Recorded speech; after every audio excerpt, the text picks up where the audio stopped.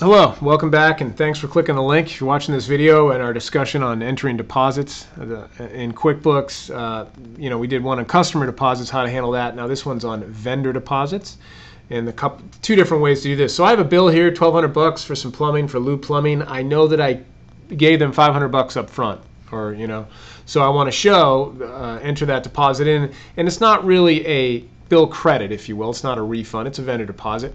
So what I'm going to do is do Control W and bring up a check and put in Lou here, Lou Plumbing. And for the expense account, in this case, no, I'm not going to bring in the purchase orders. Continue writing check. It's in the same accounting period, so I'm just going to go ahead and use accounts payable here. And it's going to be for 500. And I'm going to assign Lou here for the job. Now, the importance here is I'm crediting the checking account, right? And because I know I had a deposit, or I made a prepayment for the work he did, and this is going to debit accounts payable for 500, which is like a vendor credit, right? And then I can apply it in pay bills. So I'm going to click Save and Close, and when I go to Pay Bill from the bill, and that is checked off, I have credits here for 500, and I click Set Credits and click Done. And I'm going to change this to check so I don't get the online banking warning. Click Place Selected Bill, click OK, and done. So that's one way to enter the vendor deposit. But another way is where you can't hit accounts payable, so you have to do another current asset account. Right. So I have a chart of accounts. I have vendor deposits here. It's an other current asset, and what I want to go ahead and do is write a check for the deposit itself, and I'm going to hit the other current asset account.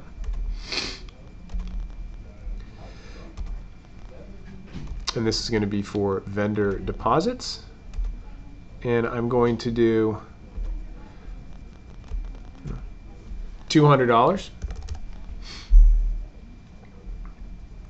and this is going to, again, credit checking because I did pay a deposit to Lou. In this case, it's going to debit the other current asset, which will increase it. So on my chart of accounts, I'll have $200 in that other current asset account, which I should. If we look at the C of A here, there it is, $200 right on the right. So now I'm going to receive some items. Let's say, or enter a bill and receive items from Lou Plumbing. There's an open purchase order, if you will. So if I right-click here, and I'll receive items and enter bill. And tab off, I got some open purchase orders. Yes, I'm bringing the items in. I check off the purchase order I'm receiving, and there are the items. And now in the expense tab, I want to apply that vendor prepayment or vendor deposit. So I click expenses, and I can go to the other current asset here, vendor deposits, and it's 200,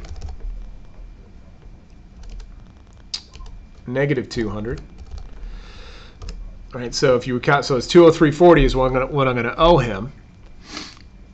So this actual bill is going to just credit AP for 203.40, right, for the items and I'm going to apply the deposit against that, and it's a negative because this is going to then debit what's down below. I debit the other current asset as a negative. It's going to reduce it, right? So just take it out. So washes out. So click Save and Close. And now if I go to my chart of accounts there in the vendor deposits, it's 0. And so there's two different ways to do vendor deposits within QuickBooks. And of course, you can also run a report. If you guys are interested, there's a nice QuickBooks support article on these two different methods. You guys can find at quickbooks.com/support. Just go ahead and type in vendor deposits. And at the very bottom, you'll see how to create a custom report to view existing prepayments, which I don't have anymore. But you go to Reports, Vendors and Payables, Vendor Balance Detail, and filter it for the other current asset account, and even by vendor if you want to. So hopefully that was helpful, and you guys have a great day there.